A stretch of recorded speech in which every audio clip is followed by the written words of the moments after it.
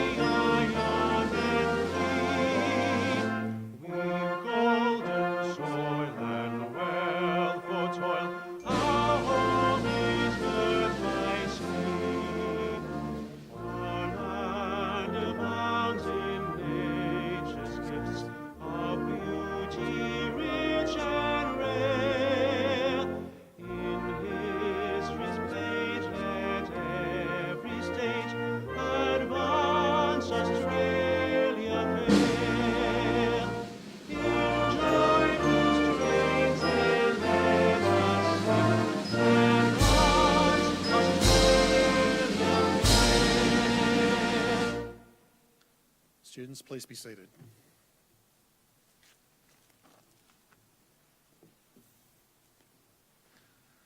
The Australian War Memorial was the vision of Charles Bean, Australia's First World War official historian. Bean landed with the Australian troops on Gallipoli and stayed with them at the front through to the end of the war.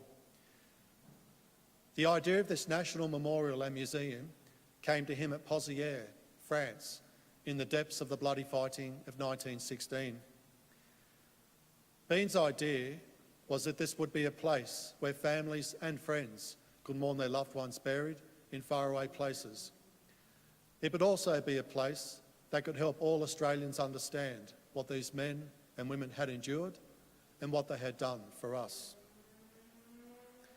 Bean's vision, to which we remain true, is best expressed as inscribed in the entrance to the memorial's galleries. Here is their spirit, in the hearts of the land they loved, and here we guard the record which they themselves made. Tonight, we will read the story behind just one of those on the Roll of Honour, which lists the names of more than 102,000 men and women who have given their lives for us in war and operations for more than a century. But first, we present a lament, Flowers of the Forest. Wreaths or floral tributes will now be laid at the base of the Pool of Reflection.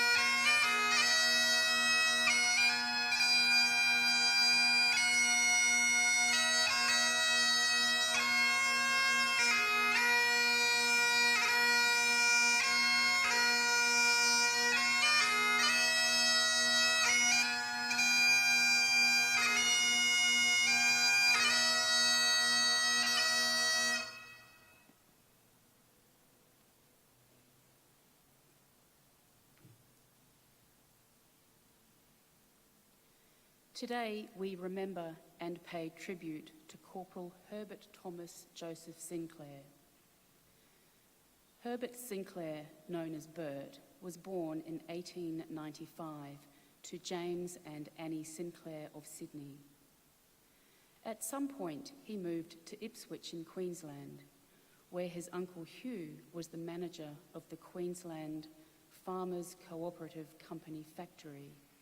There he worked as a carpenter. Bert Sinclair was among the first to enlist in the Australian Imperial Force following the outbreak of war in 1914. He was posted to the 9th Battalion and after a period of training in Australia, left for active service overseas. On the 25th of April 1915, the 9th Battalion was part of the covering force for the landing at Anzac Cove and was among the first to land under heavy rifle fire. The 9th Battalion's war diary notes that the men displayed great bravery and held on tenaciously in the face of staunch enemy opposition to the landing. Private Sinclair performed so well at the landing that 3 days later he was promoted to Lance Corporal. On the 21st of May, he received a gunshot wound to the neck and spent some weeks in Egypt recovering. He returned to his battalion on the peninsula in June, and 3 days later, he was shot in the shoulder. This second wound was less serious, and he recovered without an extended period of hospitalisation. 2 weeks later, he was promoted to corporal. Sinclair had a number of close mates in his platoon, including Corporal Tom Scrivener, who had a dugout near his own. Scrivener later wrote a letter describing what happened on the 24th of September 1915. Bert came around to my dugout to ask me the time, as he was in charge of a working party at 1 o'clock. He had just sat down when all of a sudden a big shell burst in my dugout. It took us by surprise, and after the smoke, dust and fumes had cleared away, I found I was all right, and the old fellow that camps with me was all right too. I looked around, and there was Bert almost buried in the dirt. He said to me, "Am I hit, Tom?" I looked and found he was hit, 8 pellets in the back. We got the doctor and stretchers at once, and the old fellow, my mate, carried him out of the dugout in case any more shells would come that way.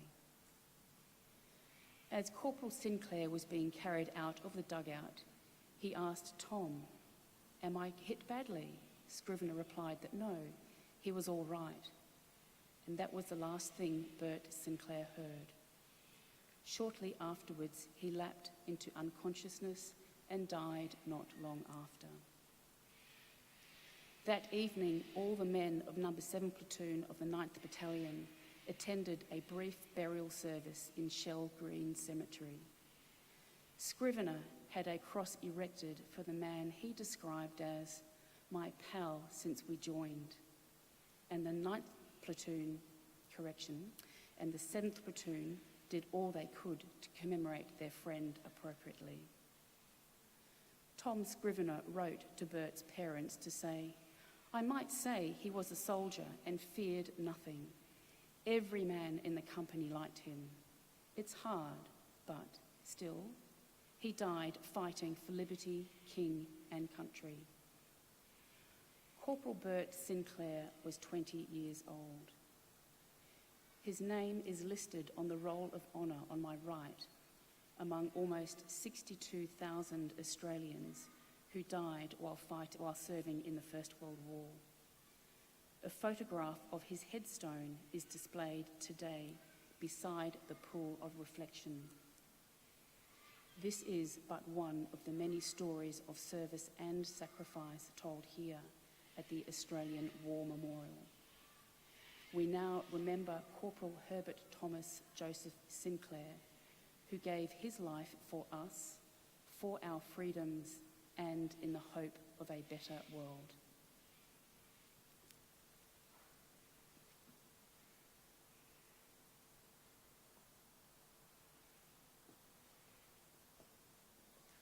Please stand for the reading of the Ode and the sounding of the last post.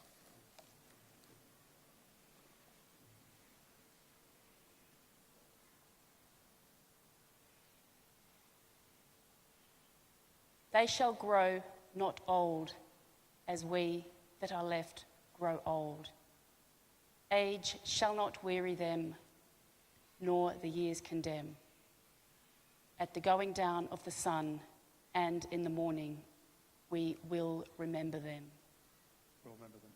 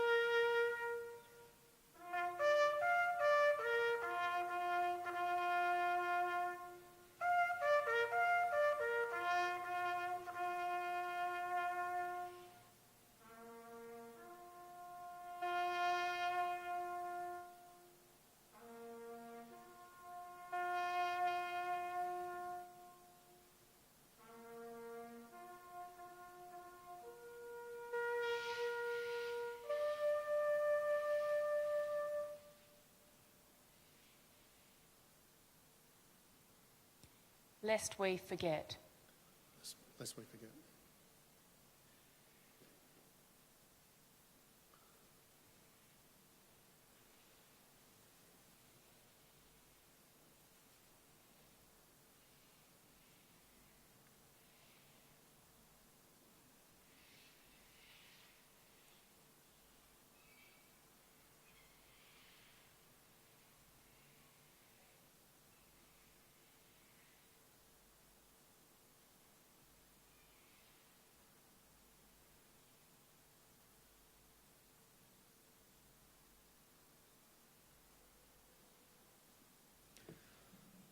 We leave you this evening with the words of the memorial's founder, Charles Bean.